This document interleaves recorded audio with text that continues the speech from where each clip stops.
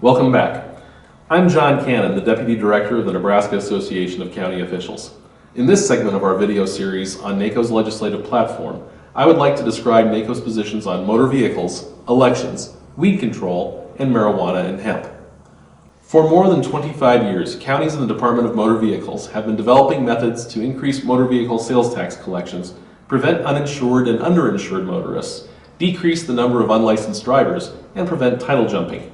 NACO supports continued enforcement efforts to increase legal documentation of motor vehicles.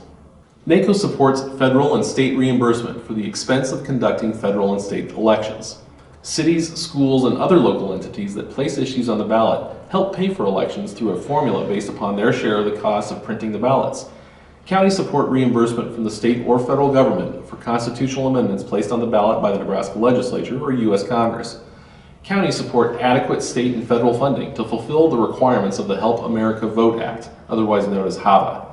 Counties oppose legislation that would impose specific requirements regarding equipment, procedures, and personnel responsibilities that would significantly increase the cost for counties of administering elections. NACO supports incentives to strengthen county weed control authority and fully fund the state's noxious weed control and riparian invasive species program.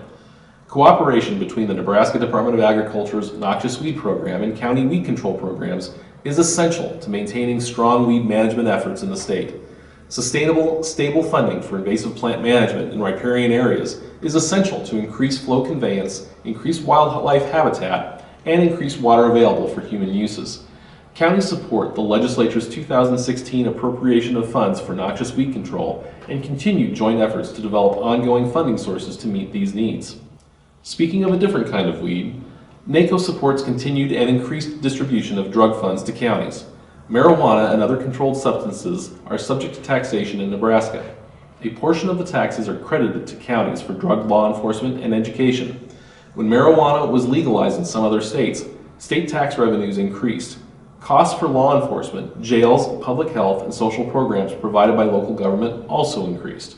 Nebraska counties support continued and increased funding from drug taxes or other dedicated mechanisms to offset additional costs for counties to provide law enforcement, jails, public health, and social programs.